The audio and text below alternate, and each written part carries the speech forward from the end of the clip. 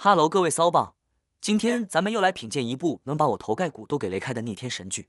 开局就是女主顾秋荷和她老公叶唯一结婚5周年的纪念派对。你看女主这满脸幸福的表情，还在那感慨呢。都说婚姻是爱情的坟墓，可结婚5年，叶唯一依旧待我如初，甚至比以前更好。我的妈！姐妹们，这台词一出来，你们的 DNA 是不是已经开始报警了？这妥妥的就是外网文照进现实。暴风雨来临前的标准开场白啊！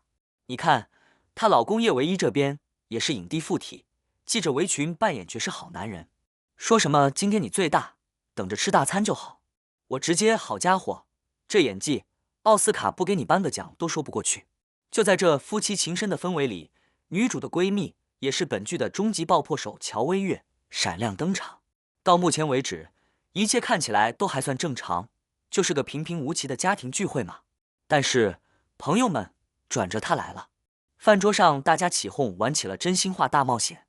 这个游戏在烂片里的作用，懂的都懂。那不叫游戏，那叫修罗场启动器。几轮平淡无奇的问题过后，命运的酒瓶子指向了咱们的爆破手乔薇月。有人问他：“你和你初恋做过最难忘的事情是什么？”前方高能，非战斗人员请立刻撤离。只听乔薇月朱唇轻启，云淡风轻地投下了一枚精神核弹。我亲手给他结扎，啥子玩意儿？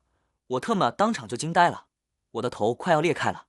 这是什么虎狼之词？这是在派对上能说的话吗？紧接着，他看着一脸懵逼的女主，又慢悠悠地补了一刀，堪称游戏里的疯狂补刀。哦，差点忘了说，我的初恋也就是你老公叶唯一。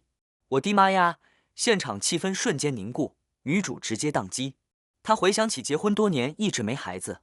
老公骗她说自己是天生弱精症，她还傻乎乎的安慰老公说孩子不重要。好家伙，原来不是 debuff， 是被人手动删号了啊！这还没完，乔薇月继续开大，说叶唯一背上那个奴字纹身，是初夜那晚哭着求他纹的，是他一辈子的奴隶。我勒个去，这信息量过载，我的 CPU 当场烧了。这哪是出轨啊，这是女王和她的 M 属性舔狗啊！你看那下头男叶唯一。眼看事情败露，不道歉不安抚自己老婆，反而第一时间护着小三，还反过来指责女主，你疯了吧？立刻马上给薇月道歉。家人们，经典 PUA 套餐来了，小伙伴们可以把下头2个字打在弹幕上了。指责受害者，颠倒黑白，这操作他真的我哭死。女主气不过推了小三一下，自己手也受伤了。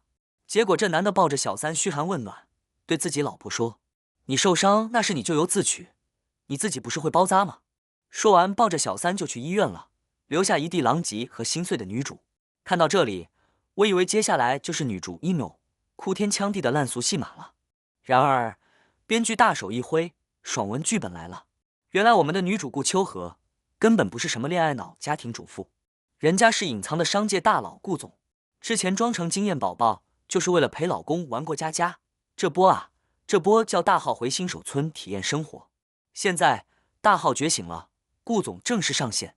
他第一件事就是拟定离婚协议，开始收集狗男女的出轨证据。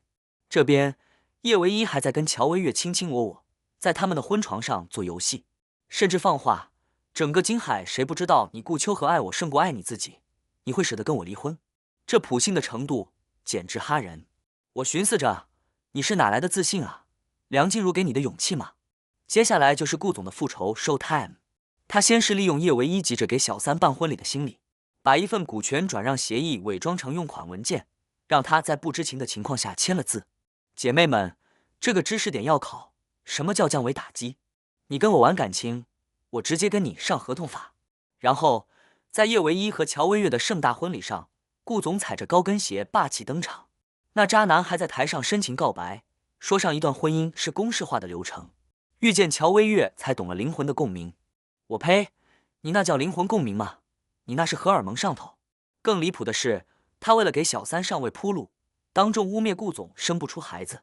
我真的绷不住了，一个自己被结扎的男人，在婚礼上倒打一耙说老婆不能生，这是什么逻辑鬼才？